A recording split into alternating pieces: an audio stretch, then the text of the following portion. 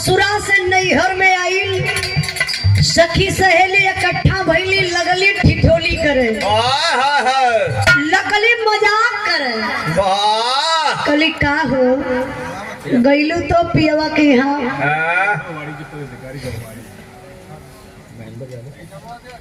कोनो जरूरत नहीं। बोल दो भैया, तब घरे माछी मरी है। नहीं नहीं ब्याह भया लड़की का, नया नया जब ब्याह भले मास्टर साहब, तो ससुरे से लड़की नैहरे गई, सखी सहेली जुटल है, मजाक करत थी। कोनो का तो का हो जीजा कैसे रहलन, कितना मानत रहलन, मुंह दिखाई में का देहलन।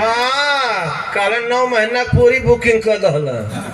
9 महीना का बुकिंग का बड़की मोबाइल दहले। अच्छा काला बड़की मोबाइल मिलल बा, 9 महीना का मोबाइल। हाँ रिचार्ज कैले है 9 महीना का गट्ठा। अच्छा काला ये बड़की मोबाइल मिलल, सबका तो बतिये छोड़ा, हमारे जने तो हमके जान से ज्यादा मानन, कितना मानन उ बेचारी बतावत बा, का बतौले बा।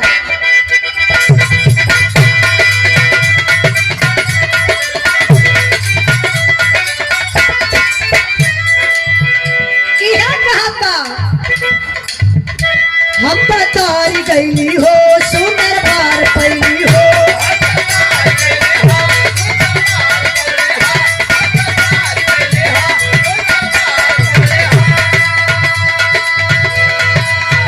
अपना रजाऊ के प्यार में सवार गईली हो।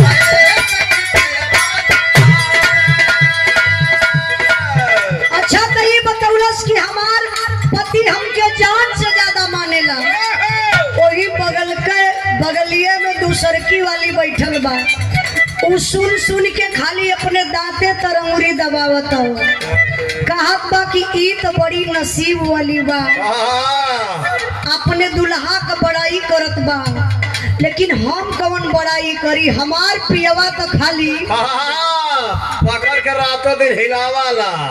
का हिलावेला वह घंटा कबो मनबे न कैलस, कबो जनबे न कैलस। अच्छा पक्का पुजारी रहल मरद तोहरा नियर मास्टर साहब।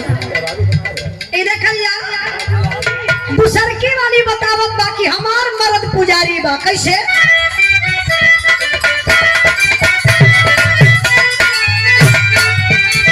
इहे बतावत बा। रहेलीन सखी